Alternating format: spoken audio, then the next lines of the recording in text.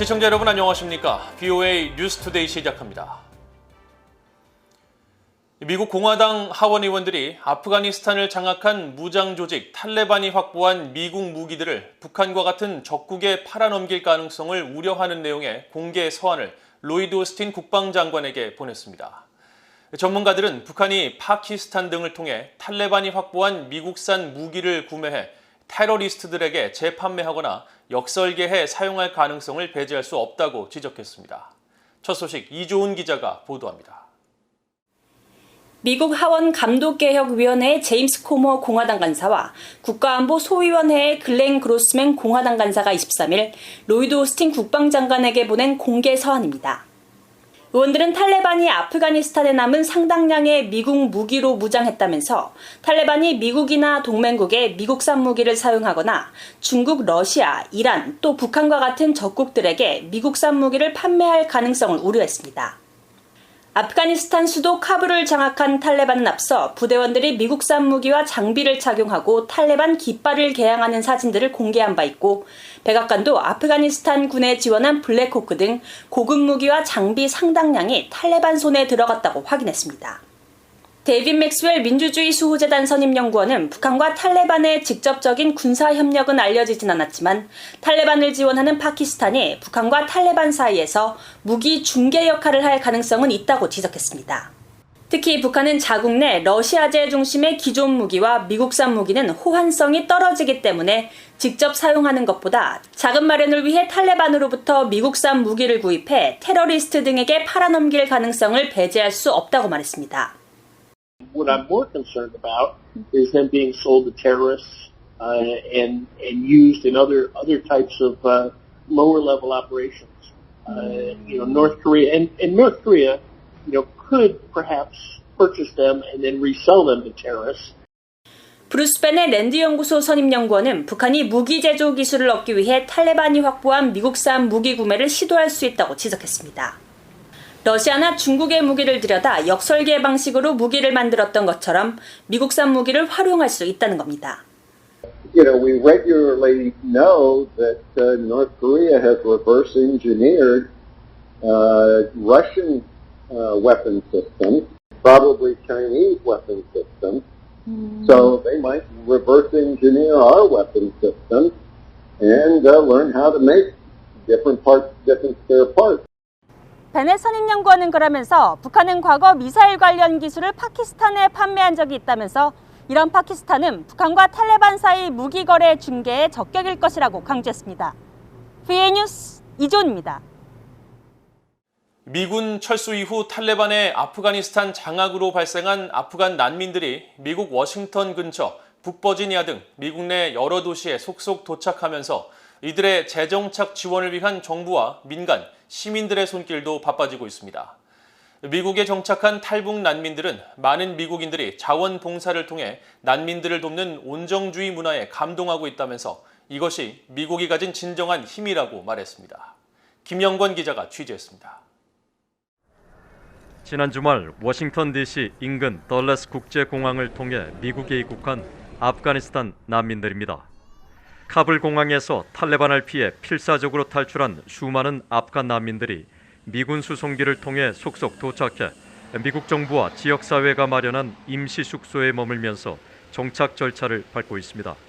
미국 정부는 아프가니스탄에서 미국 군대와 정부를 도운 이들을 중심으로 미국행을 지원하고 있으며 백악관은 조 바이든 대통령이 이들을 돕기 위해 최대 5억 달러의 긴급 자금을 승인했다고 밝혔습니다.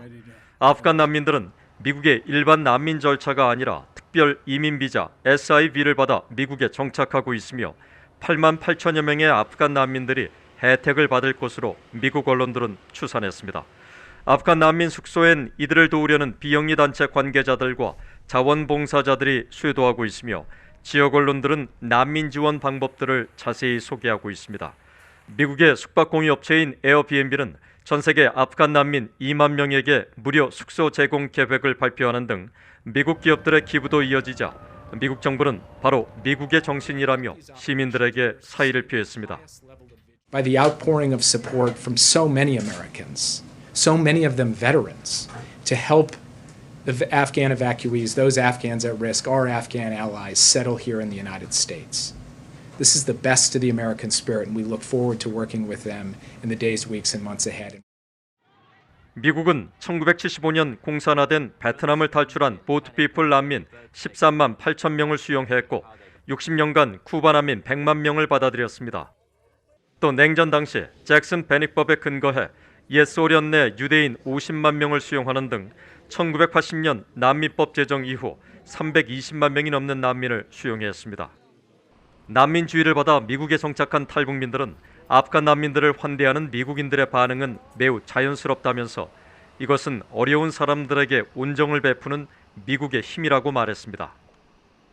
이 책에서만 봤던 문화를 제가 미국에서 겪어보니까 미국이 그 아량과 도량이 상당히 크다고 생각합니다. 그 기독교 문화가 미국에 자리 잡아서 그런지 이렇게 아픈 사람들에 대한 국률한 감정이 확실히 그 이 풍속에가 미치고 있다는 거 알게 됩니다.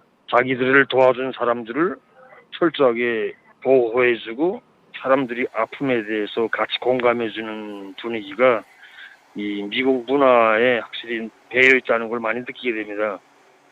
꽃 도매업을 하는 글로리아 씨는 정착 초기에 아무 대가도 없이 자신을 돕는 미국인 자원봉사자들을 이해할 수 없었지만 북한 내 잘못된 교육과 빈곤, 폐쇄 문화 때문이라는 것을 곧 깨닫게 됐다고 말했습니다. 북한 같은 경우는 우물 안에 개구리잖아요. 모든 사람들이 한 곳에서 자기네만 서로 바라보면서 살아요. 그러니까 벗어나질 못하는 거예요. 근데 제가 미국에 와서 살아보면은 나와 다른 문화와 나와 다른 그 색깔 가진 사람들이 정말 많이 살고 있어요. 너무 좋은 것 같아요.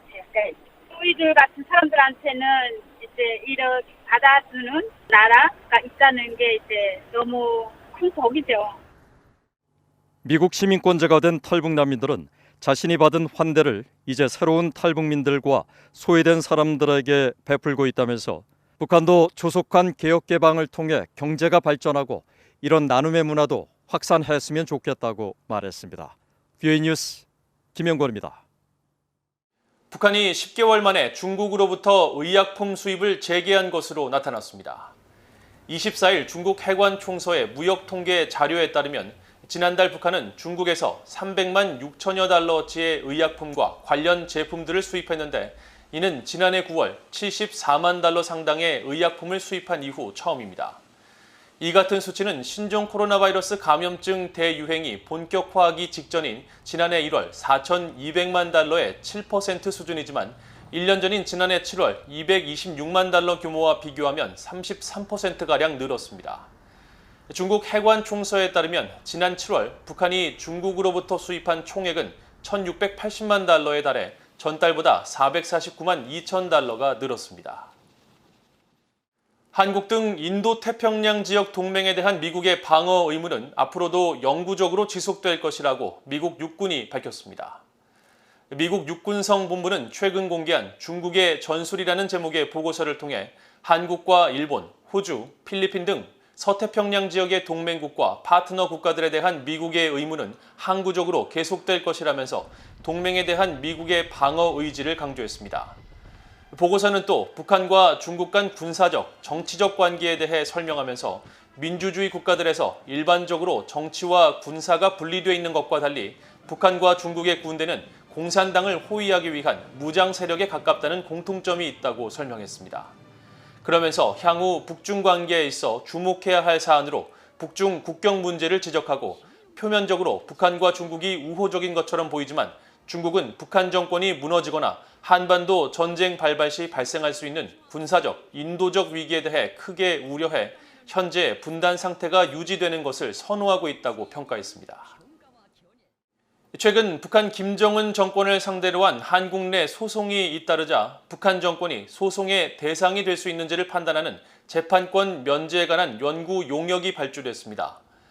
한국 대법원 산하 법원행정처는 최근 남북한 특수관계에서 국제법상 재판권 면제 이론의 함의에 관한 연구 용역 입찰 공고문을 게시하고 최근 국군포로 출신 북한 이탈 주민이 북한을 피고로 손해배상 청구 소송을 제기하고 원고 승소 판결을 받은 사례를 명시하면서 향후 북한을 피고로 한 민사 사건이 다수 제기될 가능성이 높은 만큼 재반 연구가 필요한 것으로 판단해 연구 용역을 발주하게 됐다고 밝혔습니다.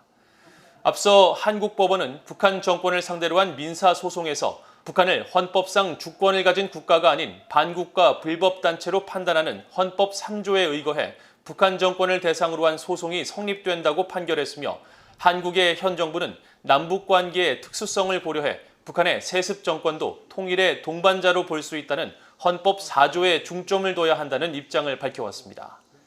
재판권 면제는 주권을 가진 국가는 다른 국가의 재판에 복종할 의무가 없다는 국제 관습으로 미국 정부는 다른 나라를 상대로 한 소송을 인정하지 않고 있지만 북한 등 테러 지원국에 대해서는 재판권 면제에 예외를 두고 있습니다. 이상으로 VOA 뉴스투데이를 모두 마칩니다. 시청해주신 여러분 고맙습니다.